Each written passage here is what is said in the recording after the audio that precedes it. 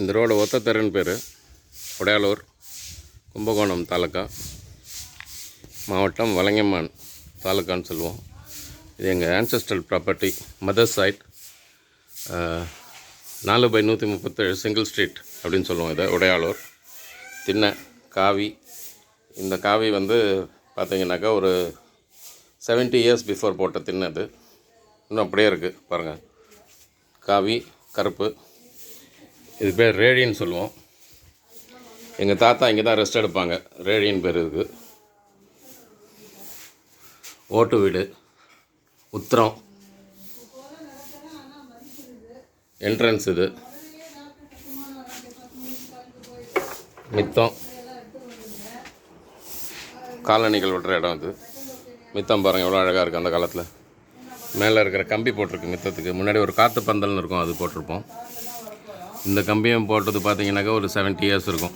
60 இயர்ஸ்க்கு டெஃபினட்டாக தாண்டி இருக்கும். அது ரொம்ப அருமையான வீடு. இது ஃப்ளோரிங்லாம் இப்போ ரீசெண்டாக ஒரு 20 இயர்ஸில் மாற்றிருக்காங்க. அதில் முன்னாடி காவி தான் இருந்தது. ஸோ இதுக்கு தான் பீரோ ரூம்னு பேர். இதுக்கு எங்கள் மாமா வந்து இந்த ஷெல்ஃபில் தான் லாட் ஆஃப் புக்ஸ், ஒரு லைப்ரரி மாதிரி வச்சுருப்பாங்க. மிஸ்டர் பஞ்சாப் பகேசன் சிபிஐ பப்ளிக் ப்ராசிக்யூட்டராக இருந்தார். படிப்பில் அவளுக்கு ஆர்வம். அவர் மூலமாக தான் எங்கள் வீட்டில் நிறைய பேர் படிக்கிறதுக்கு ஒரு என்கரேஜ்மெண்ட்டு. ஓடு தான் முழுக்க உத்தரத்தில் இருக்குது. ஒரு ஸ்மால் கப்போர்டு.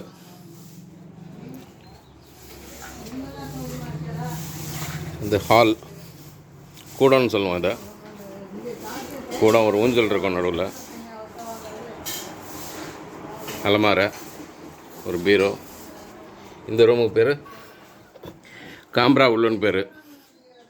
நிறைய அந்த ஃபுட் கிரைன்ஸ்லாம் இங்கே வைப்பாங்க நிறைய அந்த இடத்துல. பாருங்கள், ட்ரெடிஷ்னல் சிஸ்டம் தான். உத்திரம், ஓடு.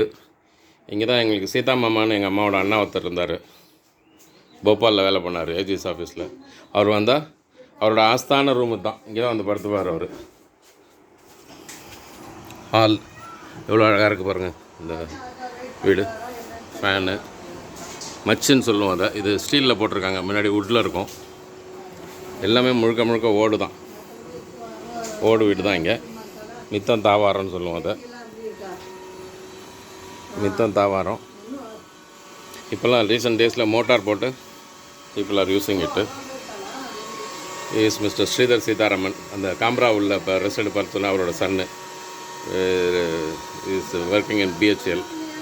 Great guy, highly educated guy, very very knowledgeable person. இது வந்து இன்னொரு தாவாரம்னு சொல்லுவோம். அதில் இங்கே வாஷ்ரூம் அதெல்லாம் இருக்குங்க.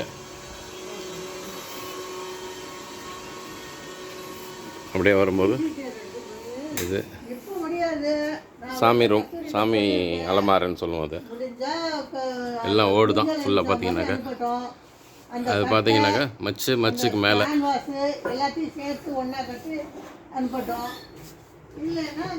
இது சமையல் ரூம். நேச்சுரல் வென்டிலேஷன் மேலே வந்து ஓப்பன் பண்ணி விட்டுருப்பாங்க.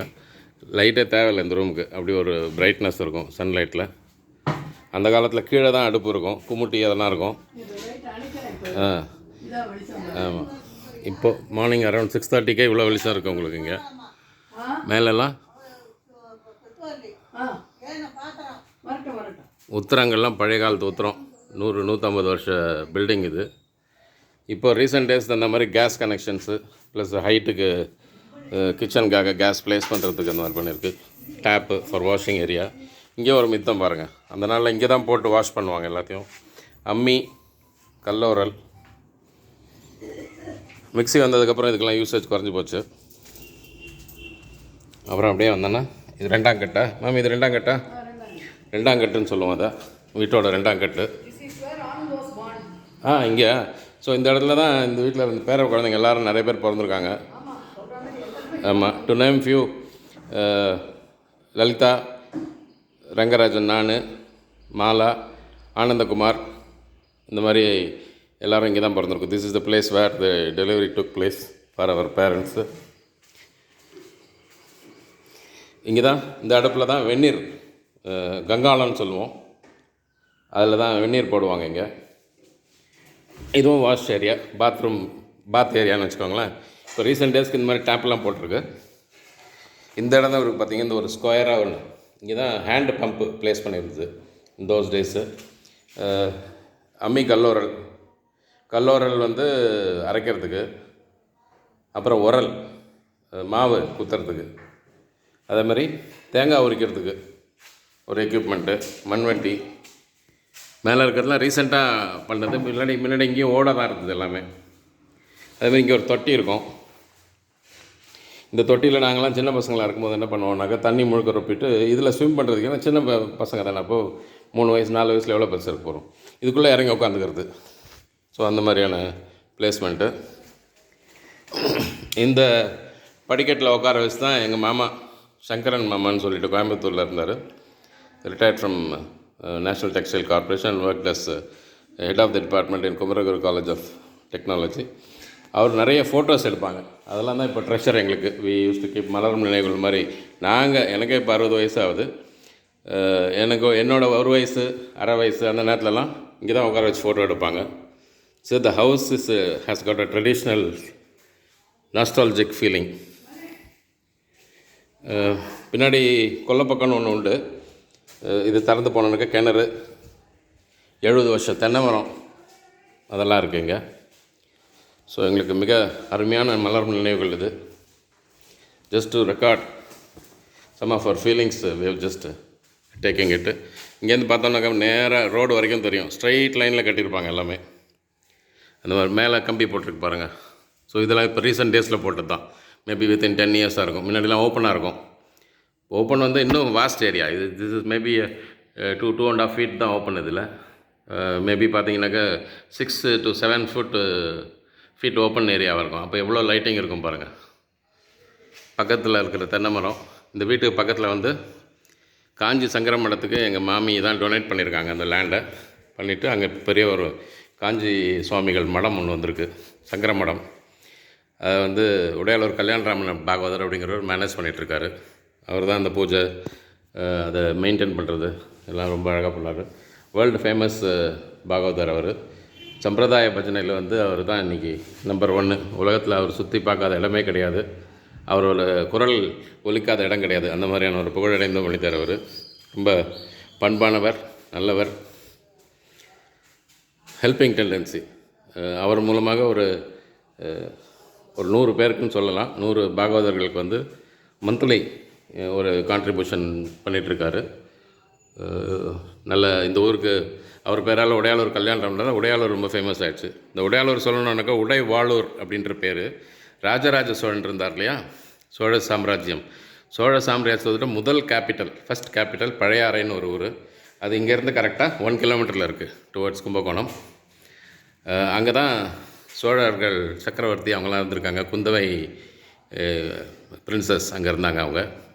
ராஜராஜ சோழன் அரசலாறுன்னு ஒன்று இருக்குது, அதெல்லாம் அந்த பொன்னியின் செல்வனில் படிச்சிங்கன்னா தெரியும். சரி,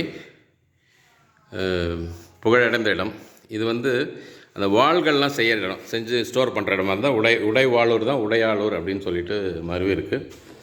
அதே மாதிரி பார்த்தோம்னாக்கா மாமன்னர் ராஜராஜ சோழனோட சமாதி எங்கள் ஊரில் தான் இருக்குது, இந்த ஊரில் தான் இருக்குது. People use to come and pay respect to him.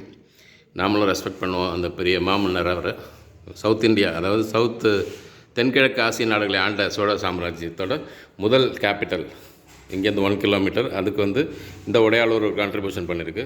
இங்கே ஒரு பெரிய சிவன் கோயில் இருக்குது, சிவபாத சேகர மங்கலம் அப்படிங்கிறது ஊர். ராஜராஜ சோழனோட இன்னொரு பேர் இது, சிவபாத சேகரன் அப்படிங்கிறது. அதனால் இந்த ஊருக்கு சிவபாத சேகர மங்கலம் அப்படின்னு ஒரு பேர் இருக்குது. அந்த பேரில் மறுவிப்பு உடையாளூர்னு ஆயிடுச்சு. இங்கே சிவன் கோயில் ரொம்ப ஃபேமஸ், கைலாசநாதர் சுவாமி, இங்கே லக்ஷ்மி நாராயண பெருமாள், அப்புறம் பால்குளத்தி அம்மன். ஊரின் காவல் தெய்வம் பார்த்திங்கன்னா செல்வ மகா காளியம்மன். அப்புறம் காமாட்சி அம்மன் கோயில் தெற்க இருக்குது. ஆமாம், பழையாறைன்ற ஊரில் சொன்னாலே சோழ சாம்ராஜ்யத்தை முதல் கேபிட்டல். அங்கே தான் மாமன்னர் ராஜராஜ சோழனோட பர்த் பிளேஸ் அது. அங்கே ஒரு பழைய கோயில் ஒன்று இருக்குது, அங்கே ரொம்ப பிரமாதமாக இருக்கும். தேங்க்யூ.